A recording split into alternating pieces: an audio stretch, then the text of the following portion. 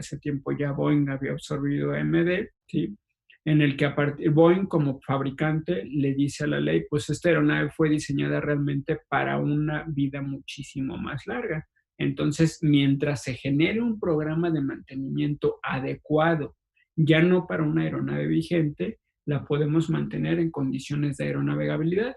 ¿Qué es lo que hace la entidad regulatoria? Va a desarrollar una cierta papelería, que después hablaremos de eso, en el que ellos estipulan, ok, los MD-88-90 pueden seguir volando hasta su nueva revisión. Y hasta el 2019 fue que se mantuvo el último MD-88, estuvo todavía volando de los de Delta, ¿ok? ¿Qué hizo Delta también? Como eran aeronaves un tanto viejas y se vino la recesión de Estados Unidos, toda esta crisis, muchas aerolíneas regionales quebraron y la mayoría de estas aerolíneas regionales estaban volando con los MD, ¿ok? Es por eso que Delta tenía este cariño por MD, porque lo que hizo fue agarrar de remate todos los MD de las aerolíneas que estaban quebrando y los puso en funcionamiento. Se deshizo de la flotilla que le representaba un costo de operación muy elevado y empezó a operar con una flotilla que tenía un costo de operación extremadamente bajo, ¿ok? El MD pues era algo así como un Zuru. Era muy eficiente, aunque es una aeronave pues ya un poquito viejita, pues su mantenimiento era relativamente bajo con respecto a aeronaves de nueva generación o aeronaves más recientes que ya requerían costos de mantenimiento y operación un poquito más elevados. Y para una operación regional era bastante conveniente, ¿ok? Entonces, este trabajo que hacíamos sobre el MD era interesante porque su mantenimiento era extremadamente crítico en cuanto a que lo debíamos de regresar a condiciones de aeronavegabilidad y eso implicaba unos trabajos bastante prolongados y labores de mantenimiento bastante pues desafiantes, porque había ocasiones que había desde cambiar elementos estructurales principales, hubo cambios de largueros, por ejemplo, hubo cambios de marcos dentro del fuselaje, hubo modificaciones del cockpit, o sea, pero de la parte que es cabina presurizada, pues todo lo que implique una configuración estructural o el cambio de una configuración estructural dentro de una aeronave es bastante crítico, ¿ok? Y es lo que iremos viendo en este curso. Difícilmente lo veremos físicamente, pero la intención es que empecemos a reconocer cómo es que distintos tipos de aeronave pueden tener distintas labores de mantenimiento. Lo que es importante que comprendemos y que logremos justificar es precisamente cómo vamos a poder generar un mejor y adecuado mantenimiento. A eso nos referimos cuando se habla de las buenas prácticas de mantenimiento, ¿ok? No es tanto que sepamos muchísimo de aeronaves y qué hacer, pero que sepamos dónde consultar, por qué se hace y por qué no se hace, ¿ok? Ahora, dentro de sus respuestas también veo otras respuestas interesantes. Muchos de ustedes hablan de revisiones, ¿ok? Y eso es muy importante. Hablan de revisiones, de chequeos, conjunto de acciones para verificar que se encuentre en buen estado, proceso preventivo, asegurar funcionamiento de dispositivos o aparatos, mantener en buenas condiciones. Esto del chequeo, esto de las revisiones es realmente importante porque de esta manera también sabemos que el mantenimiento no solamente es meterse a desinstalar e instalar, ¿no? O hacer una lubricación o hacer determinado tipo de cosas. El mantenimiento no es solamente mecánica. El mantenimiento involucra desde la administración de los procesos, la planeación de los procesos, la ejecución de los procesos, pero también la revisión, la validación. Y mucho también se encuentra en el diseño de los procesos. Yo les platicaré por experiencia propia, batallábamos mucho porque normalmente existe un equipo de planeación dentro del mantenimiento. Y en la empresa en la que yo estaba, a este equipo de planeación involucraban mucho a ingenieros industriales, ¿ok? Involucraban mucho a ingenieros industriales porque se tenía la idea de que un ingeniero industrial tiene mucha idea en cuanto a sistemas de producción, de calidad, de eficientar procesos, ¿ok? El problema estaba en que la perspectiva del industrial o la formación está enfocada hacia una línea de producción, ¿sí? Y lamentablemente el mantenimiento es muy diferente a una línea de producción, ¿ok? Porque no estamos produciendo en masa un producto, estamos trabajando con un producto en masa, ¿ok? Que ya estuvo en operación y que tiene muchas variables, ¿sí? Eso significa que podemos tener dos aeronaves completamente idénticas, mismo tipo de aeronave, mismo número de ciclos, una operación muy semejante y ambas aeronaves pueden tener problemas de mantenimiento completamente distintos, ¿ok? ¿Por qué? Porque puede ser que uno ya sufrió un daño estructural debido a un aterrizaje brusco, ¿sí? Mientras que otro puede tener un daño en un motor debido a un FOD, ¿ok? Entonces, ya son circunstancias que generan acciones de mantenimiento muy distintas. ¿Por qué? Porque un daño en el motor, para empezar, no se atiende en cualquier centro de mantenimiento, ¿ok? Y un daño estructural, ¿sí? Un cambio general, no sé, genera un cambio de tren de aterrizaje, pues también se tiene que tener la certificación para poder bajar un tren y cambiar un tren. Y no es que tengas un tren de aterrizaje en stock, ¿ok? Entonces tienes que mandar a pedir muchas veces un tren de aterrizaje. En nuestro caso, pues era mandar a pedir un tren de aterrizaje a Atlanta y esperar, tardaba en llegar alrededor de 7, 10 días y en cuanto llegaba a hacer el cambio, ¿ok? Entonces no es una línea de producción, por lo tanto es muy difícil la planeación, ¿ok?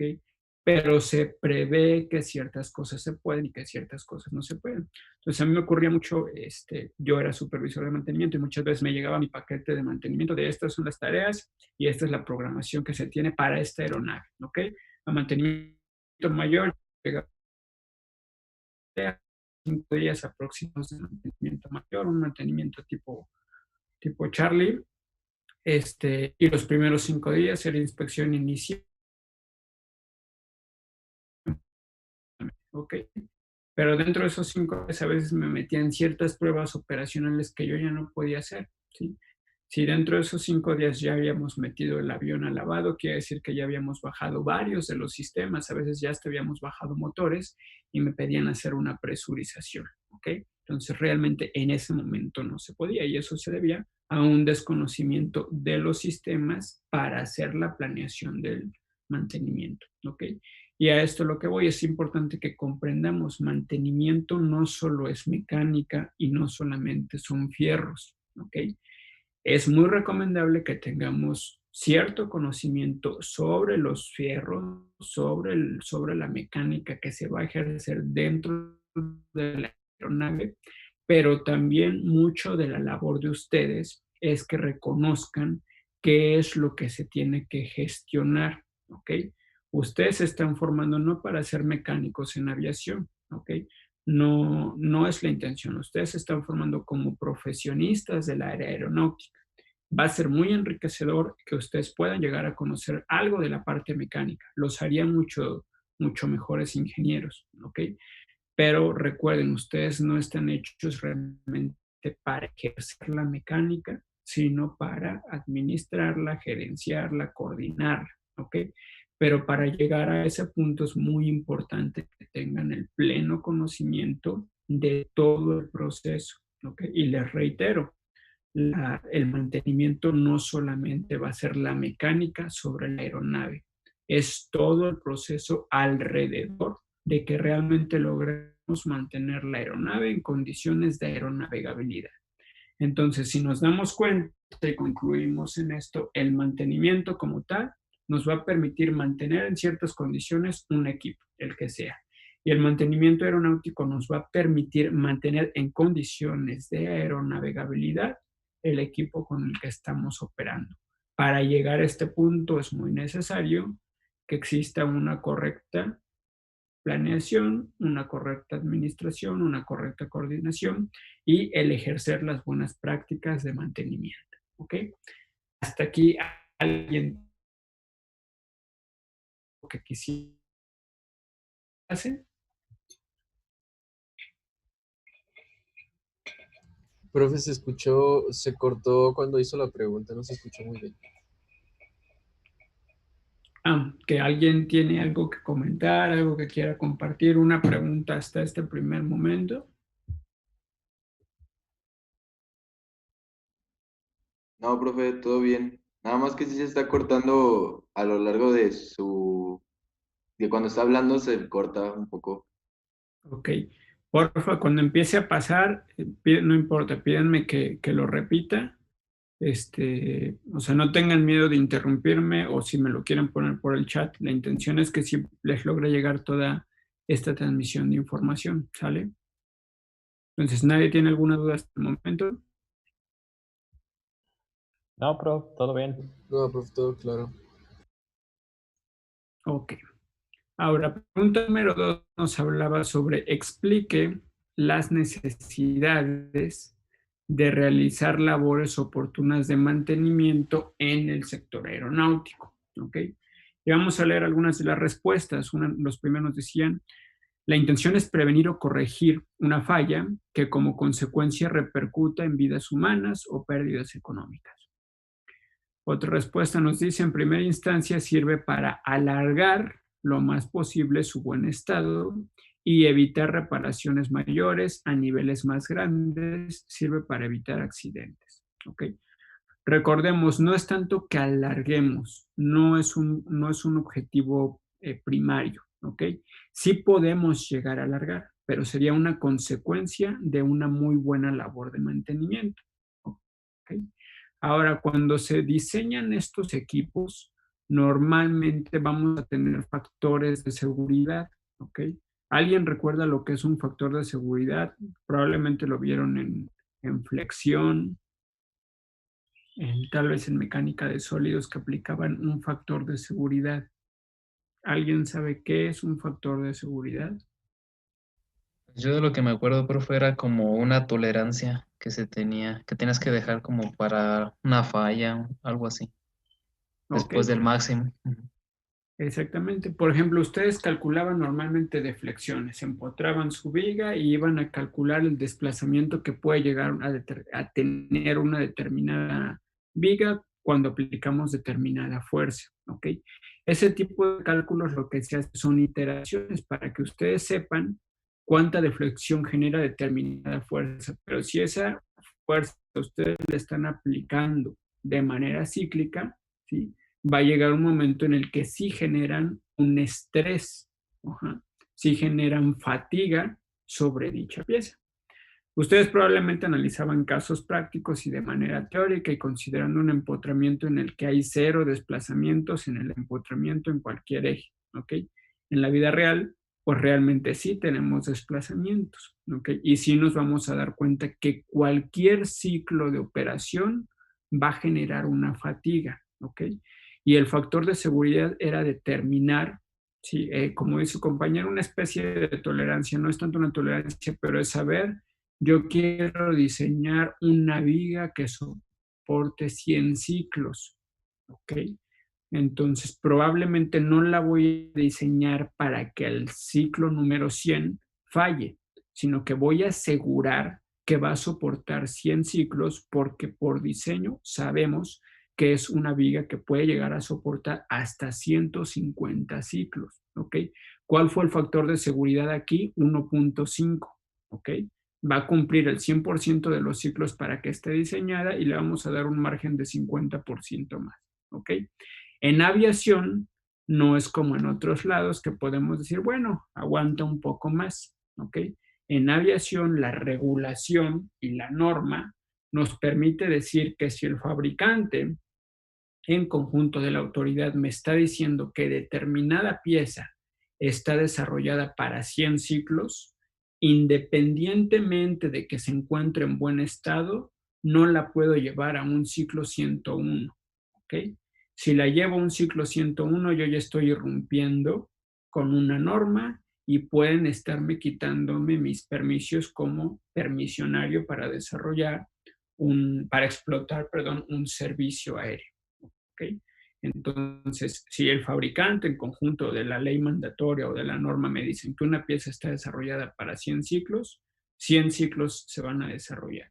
Y el ciclo 101, a pesar de que ya, aunque continúe en buen estado, debe continuar a su proceso de scrap, ¿ok? Entonces eso es muy importante. El buen mantenimiento no me va a permitir alargarlo, ¿sí? Ciertos equipos se me puede permitir decir, bueno, es una aeronave que dentro de los 100 ciclos los hizo tan separados que lo soporta. Por eso hablamos de lo que ocurra primero, los ciclos de vuelo, las horas de vuelo o la cantidad de tiempo en general, ¿ok? Entonces, más que de nada, de eso va a depender, de la cantidad de ciclos. Y estos factores de seguridad, pues, es lo que nos permite tener conocimiento de que por diseño nuestra aeronave ya está desarrollada para una cierta temporalidad, ¿ok? Ahora, ¿por qué ustedes creen que no se diseñan aeronaves de una vida infinita? ¿Por qué no diseñan aeronaves de una más vida? Profe, se cortó. ¿Por qué no diseñar aeronaves que tengan una vida más larga?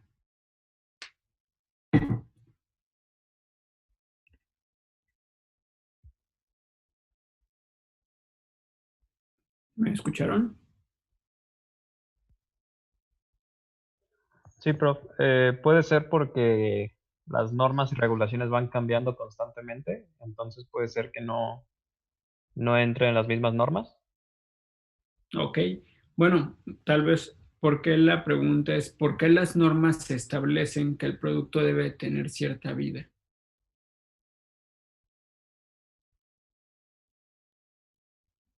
Pues podría ser a lo mejor por antecedentes que ya se tienen, profe, de algún material, alguna pieza, que ya se tiene como que estudiado o establecido cuáles son sus tiempos o sus límites para que sea, para que se pueda usar, ¿no?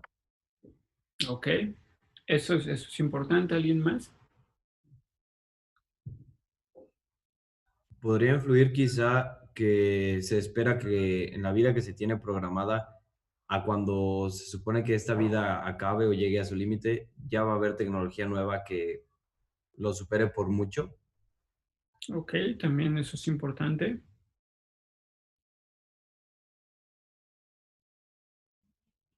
¿Alguien más?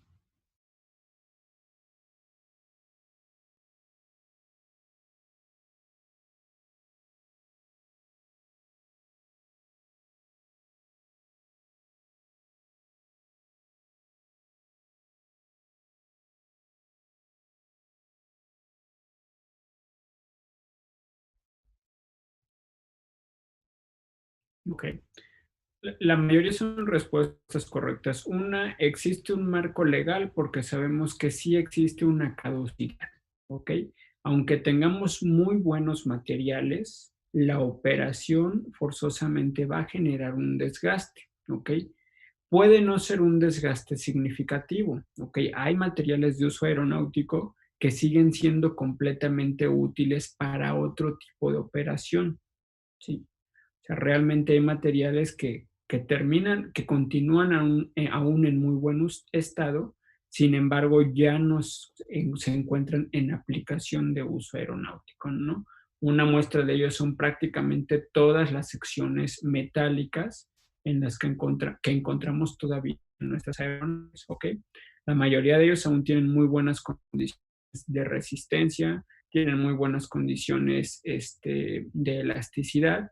Sin embargo, bajo el marco operativo aeronáutico, ya no se encuentran dentro de los límites de operación. Ya es una pieza que por desgaste puede llegar a fallar. Por lo tanto, ahí existe una caducidad para la operación, ¿ok?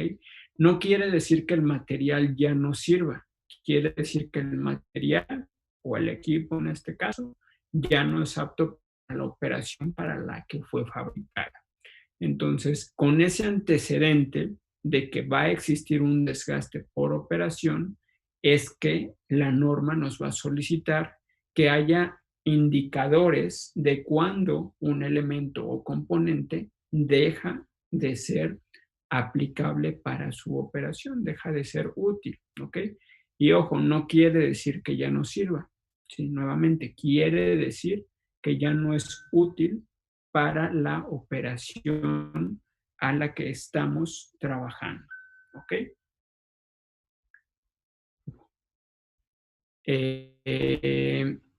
Esa es una, ¿ok? Y otra de las que hablaban ustedes acerca de la rentabilidad, lo que nos comentaba Gerson ahorita, es importante. Se dice, por ejemplo, que las bombillas eléctricas pueden durar muchísimo más de lo que normalmente dura una bombilla que adquirimos en cualquier centro comercial, ¿no? De hecho, hay una transmisión en vivo en el que se lleva, creo que grabado durante 70 años o no sé cuántos años van, que una bombilla eléctrica puede durar. Y es una muestra de que realmente, pues como generador de tecnología, también tienes que generar productos que tengan cierta caducidad, que puedan caducar en determinado tiempo para poder, ejercer un modelo de negocio rentable, ¿ok? Si yo desarrollo ahora, aviones no se venden diario, así como se vende papel de baño, ¿ok? En el que realmente podemos decir diario vendemos papel de baño, pero aviones no se venden diario, ¿ok? Por lo tanto, se debe de generar un modelo de producto que sea rentable, ¿ok? Pero que esta rentabilidad tiene como justificación precisamente el que se pueda generar una tecnología con una durabilidad que tenga como sustento la seguridad, ¿ok?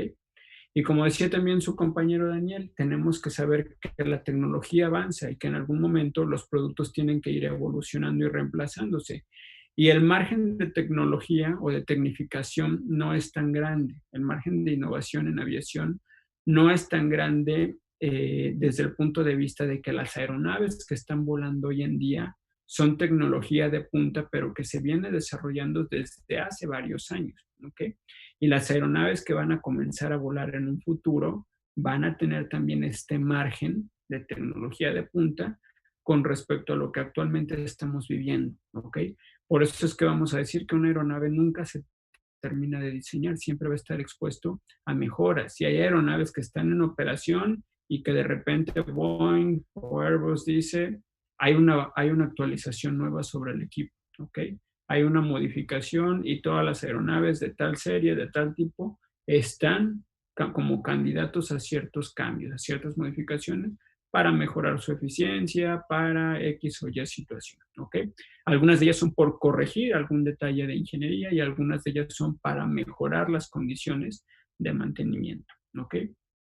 Y aquí también depende mucho del tipo de operación que llevan a cabo las aeronaves, ¿ok? Este ejemplo lo uso frecuentemente, tal vez ya lo he usado en otra clase, pero ustedes me pueden decir cuál es la diferencia entre tener un 737-700 y otros 737-700 completamente idénticos, mismo número de serie, ¿sí? Pero tengo uno con winglets y tengo otro sin winglets, ¿ok? ¿Quién me dice por qué? ¿Por qué vamos a encontrar estas diferencias? Por los requerimientos de cada operador. ¿Ok? ¿Cuáles son? ¿Cuál es la diferencia de que tengo una aeronave con winglets y otra sin winglets? ¿Qué va a diferenciar estos dos tipos de aeronave?